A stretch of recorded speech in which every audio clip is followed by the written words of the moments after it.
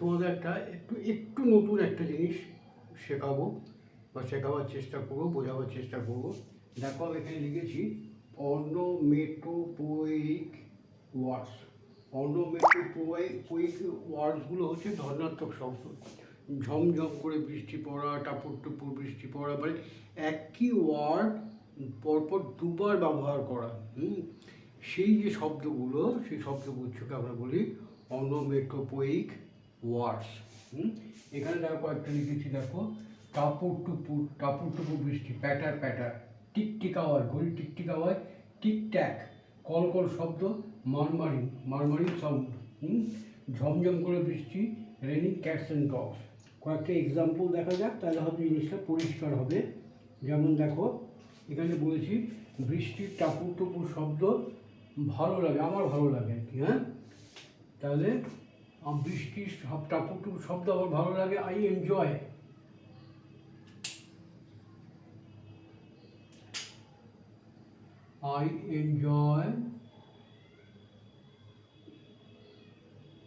I enjoy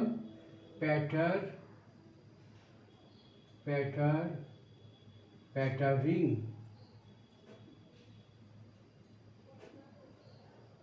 of rains.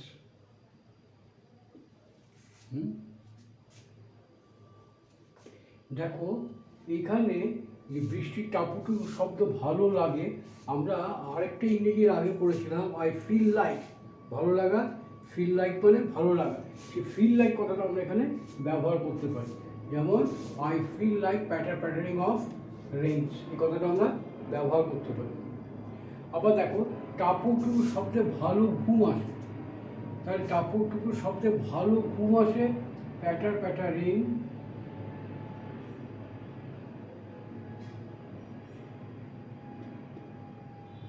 Sound, টাপুর টুপুর শব্দ brings a good sleep. Sound যদি বলি তাহলে ব্রিংস হবে, আর যদি সাউন্ডস বলি তাহলে বলবো bring. Pattering sounds bring a good slip.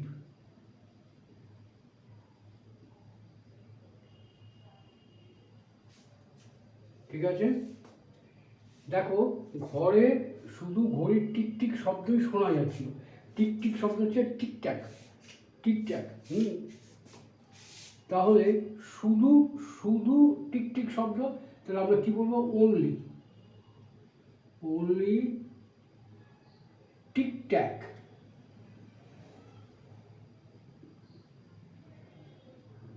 কার? ঘড়ির। Of the clock, only the tick tack. অনেক সময় হয় খালি ঘরে বসে আছে, আর কেউ নেই, চুপচাপ বসে আছে, আর শোনা যাচ্ছে ঘড়িতে টিক টিক টিক টিক টিক টিক করেই চলেছে। তাহলে only the tick tack of the clock শোনা যাচ্ছিল, কুড বি হার্ড।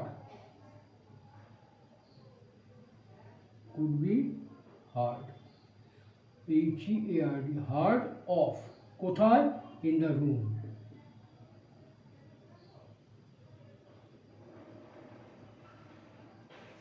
তাহলে only the tick-tack of the clock could be heard of in the room. আবার দেখো ঘড়ির টিকটিক শব্দে আমরা যে ঘড়ি যখন টিকটিক টিকটিক করে, তার মানে কি সময় অতিবাহিত হয়ে যাচ্ছে, সময় শেষ হয়ে যাচ্ছে। তাহলে সেক্ষেত্রে আমরা কী হবে? ঘড়ির টিকটিক শব্দ জানান দেয় যে সময় চলে যাচ্ছে। the tic-tac, the tic-tac of the clock জানান দেয়, জানায়, ঘোষণা করে, অ্যানাউন্সেস।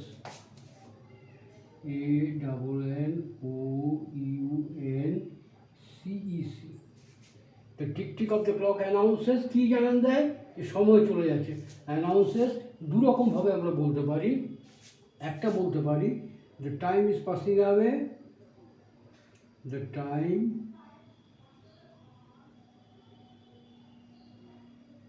is passing away,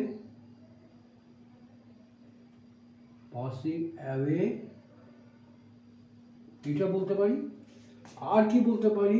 আরেকটা আমরা বলতে পারি The tick tack of the clock announces passing time. The passing, the time is passing away. এইটা না বলে আমরা বলতে পারি যে the tick tack of the clock announces the passing time.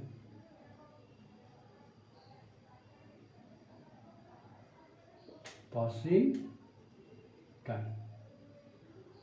এটা আমরা বলতে পারি the tick tack of the clock announces the passing time. অর্থাৎ যে সময়টা চলে যাচ্ছে সেইটাই জানান দিচ্ছে। এইটা আমরা বলতে পারি।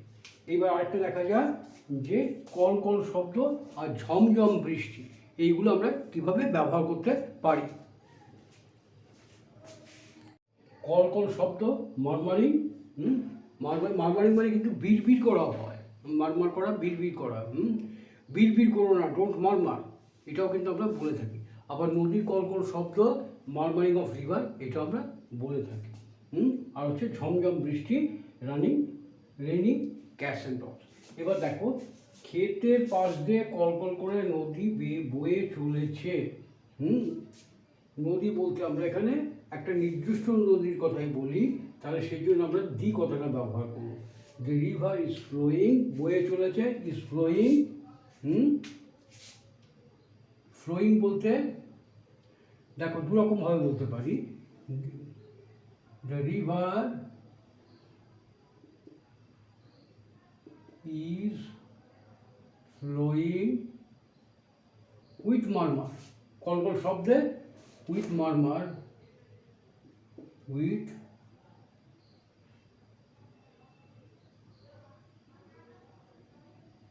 murmur, ক্ষেতের পাশ দিয়ে by the field,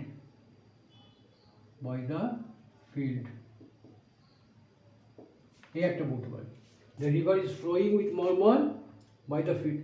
আর এটাকে উইথ মারমার না বলে আমরা এরকমভাবে বলতে পারি, এই যে ফ্লোয়িং উইথ মারমার, এটাকে না বলে আমরা বলতে পারি দি রিভার ইজ মারমারিং,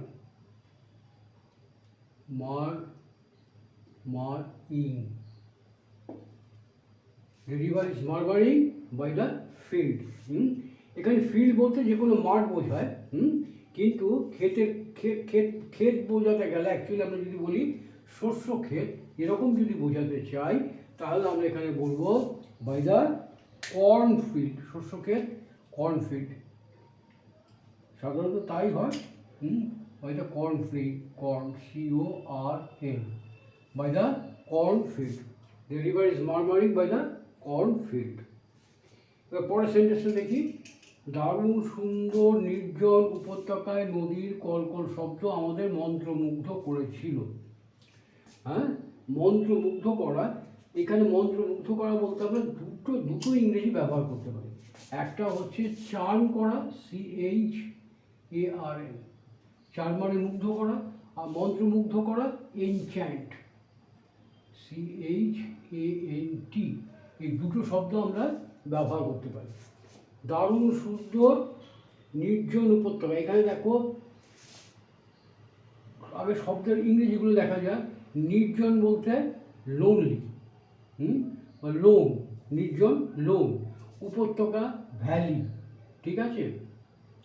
তাহলে সুন্দর বলতে দারুণ সুন্দর, উপত্যকা যে সৌন্দর্যটা, সিনিক বিউটি, এই যে সৌন্দর্যটা সেটাকে আমরা সিনিক বিউটি বলে থেকে থাকি। তাহলে সিনিক বিউটি আমরা বলবো, দারুণ সুন্দর নির্জন উপত্যকা বলতে আমরা ইংরেজিতে যেরকমভাবে বলবো সেটা হচ্ছে সিনিক বিউটি। আর যদি নির্জন সুন্দর উপত্যকা বলি, সিনিক লোন ভ্যালি। তাহলে the murmuring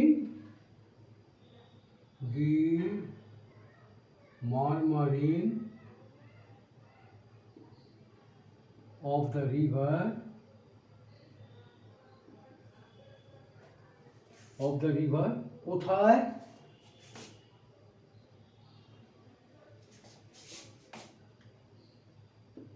in the scenic, ACCINIC, scenic, scenic loan, জায়গা নিয়ে দেখি, এখানে লিখছি লোন ভ্যালি, VALLEY, উপত্যকা কি করেছিল? আমাদের মন্ত্রমুগ্ধ করেছিল করেছিল পাস্ট টেন্স চার্মড আস, চার্মড আস। এই চার্মড আসের জায়গায় সব ভালো ইংরেজি, আরও ভালো ইংরেজি এটা হবে enchanted us, enchanted us.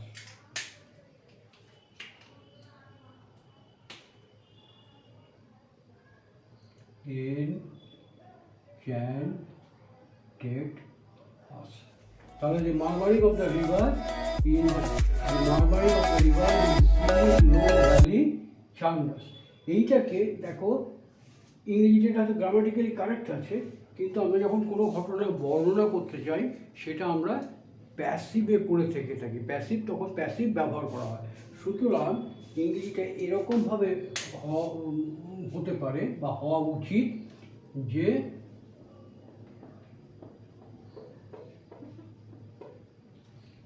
we were enchanted by, এই সেন্টেন্স, we were enchanted কিসে, কি করে, by the murmuring, by the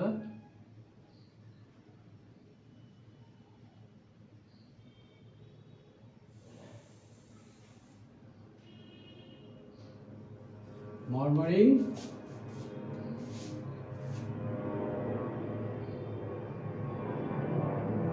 of the, দেখো ছোট নদী কিন্তু আরেকটা ইংরেজি হয় Brooke,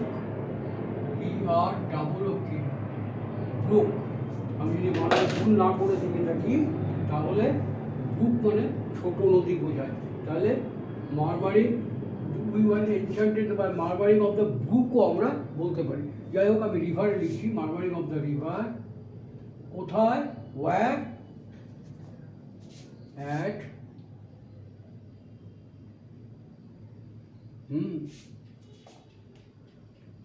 at the lone scenic valley, ঠিক আছে। We were enchanted by the murmuring of the river at the lone scenic valley.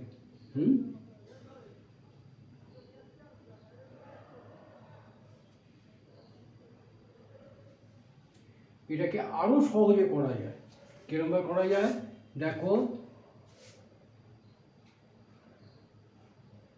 এখানে কি করলাম, the murmuring of the river in the scenic lone valley enchanted us.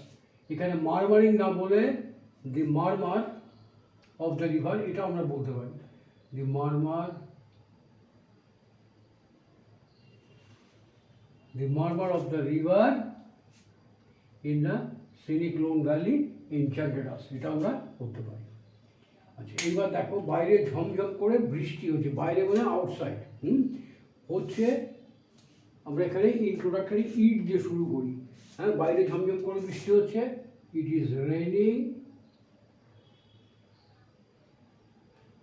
Raining, ঝমঝম করে cats and dogs, cats and dogs কোথায়, বাইরে, outside.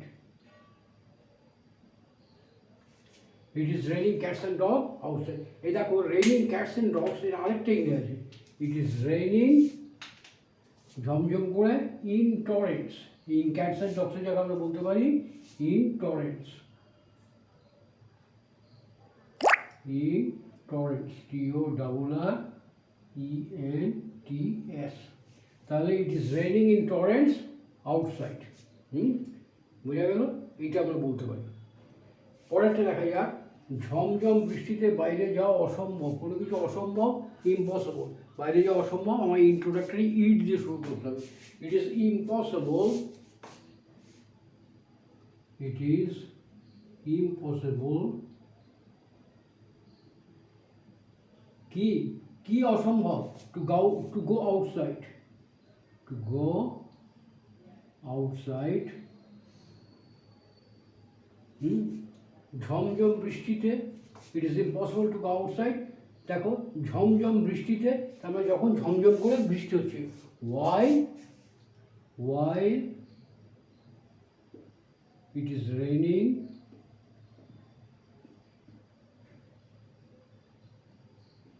cats and dogs. Cats and dogs. It is impossible to go outside while while while it is raining cats and dogs. Okay? তাহলে মোটামুটি এই চারটে তোমরা দেখে শিখে নাও। খুব ভালো হয়তো বোঝাতে পারলাম না, চেষ্টা করলাম, আর একটু ভালো হওয়া উচিত ছিল। Anyway, try to grasp it. Okay, thank you.